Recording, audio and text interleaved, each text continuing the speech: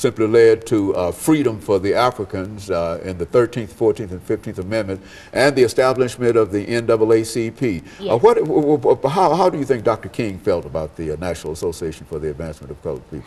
I think Dr. King would be very proud of the National Association for the Advancement of Colored People, because they were stating everything that Martin Luther King dreamed of, everything that he hoped of, everything that he had a dream about.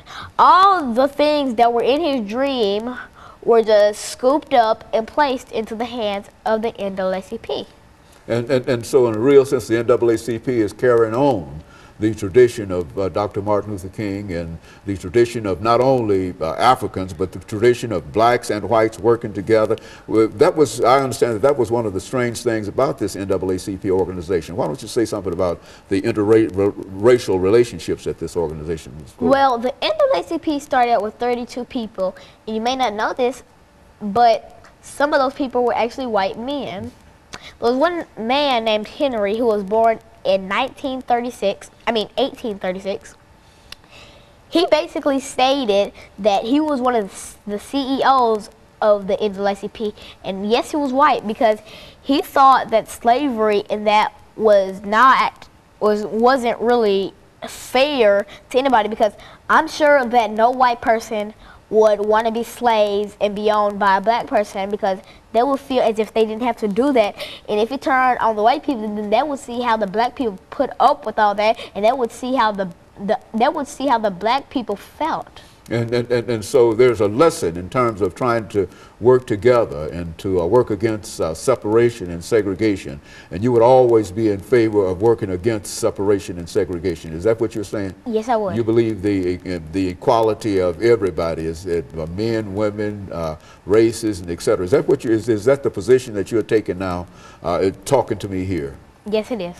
Speak to that then. I mean, do you think that that's a godly kind of position, or that that's what God would have us to do? I think God is very proud of what all those people stood up for, like for Coretta Scott King, Rosa Parks, Sojourner Truth, Harriet Tubman, MLK, Malcolm X.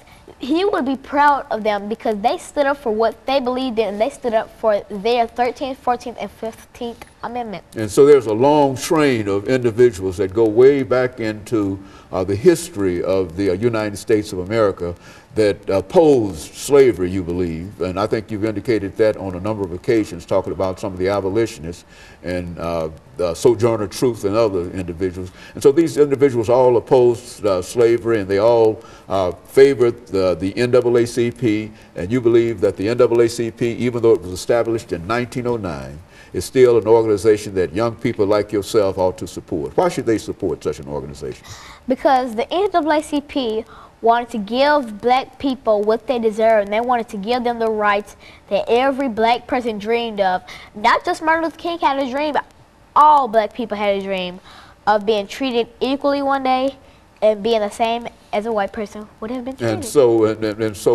And closing, making some closing statements in reference to that, you believe that more people should be more concerned about the topics that we're talking about here today, and that people your age ought to be especially concerned about it. Why should they be concerned about it?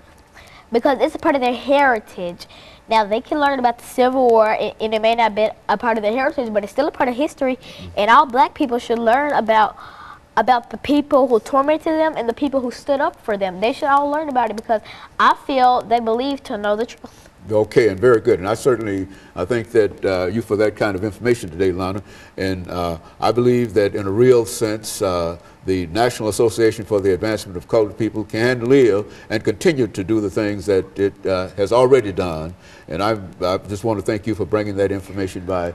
And I want to encourage our audience to tune in again next week for another informative edition of Comments. Thank you, and good morning.